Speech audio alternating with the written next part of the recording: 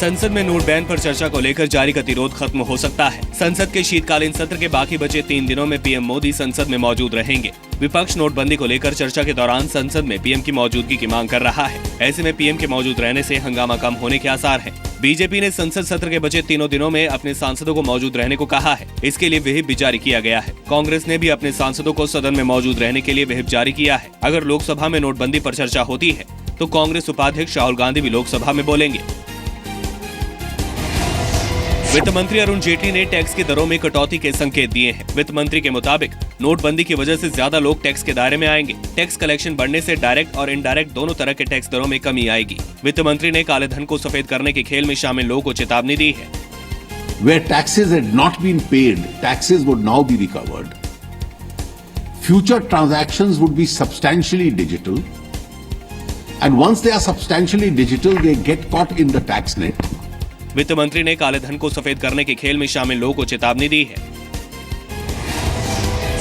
RBI ने सभी बैंकों को निर्देश दिया है कि वो बैंक में कामकाज की सीसीटीवी फुटेज जमा करके रखें। आरबीआई ने करेंसी चेस्ट की रिकॉर्डिंग के लिए भी कहा है। ये निर्देश नोटबंदी के फैसले के दिन यानी 8 नवंबर से लेकर 30 दिसंबर तक के लिए हैं। कई बैंकों के अधिकारियों पर नोटों की हेरफेर में शामिल होने के आरोपों के बाद आरबीआई ने फैसला लिया है। इस बीच आज आरबीआई ने नोटबंदी के बाद बैंकों में जमा रकम और नए नोटों को लेकर आंकड़े जारी किए हैं। आरबीआई के मुताबिक 10 दिसंबर तक 500 और 1000 के 12,44,000 करोड़ रुपए के पुराने नोट बैंक में जमा कराए जा चुके हैं। वहीं 10 दिसंबर तक 4,61,000 करोड़ रुपए के नए नोट जारी किए गए। नोटबंदी के बाद आरबीआई ने बैंक की शाखाओं और एटीएम के जरिए 2,180 करोड़ नोट जारी किए हैं। नोटबंदी का असर महंगाई पर भी दिखा है। नवंबर में रिटेल महंगाई दर में कमी आई है। नवंबर में सीपीआई महंगाई 4.2% से घटकर 3.63% रही है। हालांकि खाने पीने की चीजों में 2.11% की बढ़ोतरी दर्ज की गई है, जबकि सब्जियों की महंगाई में कमी देखने को मिली है। लेकिन दूध उत्पादों में महंगाई दर बढ़ी है। नवंबर में शहरी और ग्रामीण महंगाई दर में गिरावट रही है। देश के अलग अलग हिस्सों में नोटों की हेरफेर के मामले रुकने का नाम नहीं ले रहे। बेंगलुरु में आरबीआई के कर्मचारी को गिरफ्तार किया गया है। आरोपी का नाम है माइकल और वो आरबीआई की बेंगलुरु ब्रांच में सीनियर स्पेशल असिस्टेंट है। माइकल को 1,51,00,000 रुपए के नोट बदलने के मामले में गिरफ्तार किया गया है। माइकल के अलावा 2 और लोग गिरफ्तार किए गए हैं। इनके पास से 10 अहम दस्तावेज और करीब 17 लाख रुपए भी बरामद हुए हैं। बेंगलुरु में ही ईडी ने 93 लाख रुपए की नई करेंसी भी जब्त की है। मामले में 7 लोगों को गिरफ्तार किया गया है। केंद्रीय गृह राज्य मंत्री किरण रिजिजू पर कांग्रेस ने भ्रष्टाचार का आरोप लगाया है। कांग्रेस ने 28 मिनट का एक ऑडियो टेप भी जारी किया है। पार्टी का आरोप है कि टेप में north eastern electrical power corporation के chief vigilance officer Satish Verma और रिजिजू के चचेरे भाई गोबोई रिजिजू के बीच की बातचीत है। कांग्रेस ने किरण रिजिजू के इस्तीफे की मांग की है। जब तक जांच न हो जाए, मंत्री जी किरण रिजिजू जी को अपने पद पर बने रहने का अधिकार नहीं। किरण रिजिजू ने आरोपों से इनकार किया है। ये जो ये न्यूज प्लान कर रहे हैं ना, हमारे वहाँ आएंगे तो सब जूते खाएंगे। लोगों का सेवा करना करप्शन होता है क्या?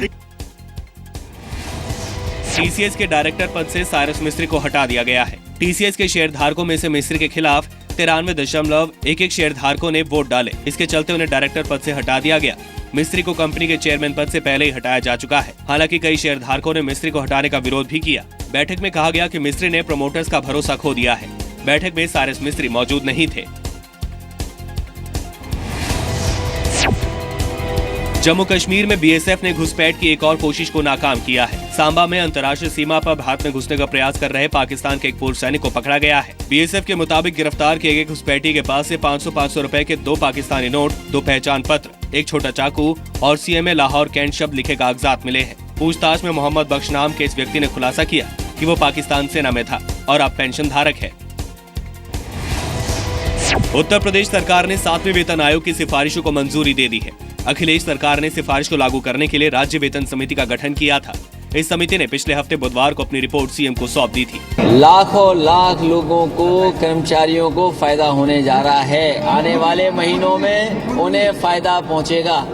राज्य वेतन समिति ने 7वें वेतन के ढांचे को केंद्रीय कर्मचारियों के बराबर रखने की सिफारिश की थी। बढ़ी हुई सैलरी जनवरी 2017 से मिलनी शुरू हो जाएगी। 16 लाख कर्मचारियों और 6 लाख पेंशनर्स को इसका फायदा होगा। कोहरे की वजह से ट्रेन लेट होने की परेशानी जल्दी खत्म होने वाली है।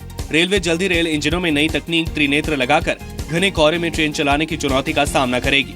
त्रिनेत्र एक एंटी फॉग डिवाइस है। त्रिनेत्र को लेकर रेलवे ने एक्सप्रेशन ऑफ इंटरेस्ट यानी EOI जारी कर दिया है। सबसे पहले एंटी फॉग डिवाइस नई दिल्ली से चेन्नई जाने वाली तमिलनाडु एक्सप्रेस में लगेगी।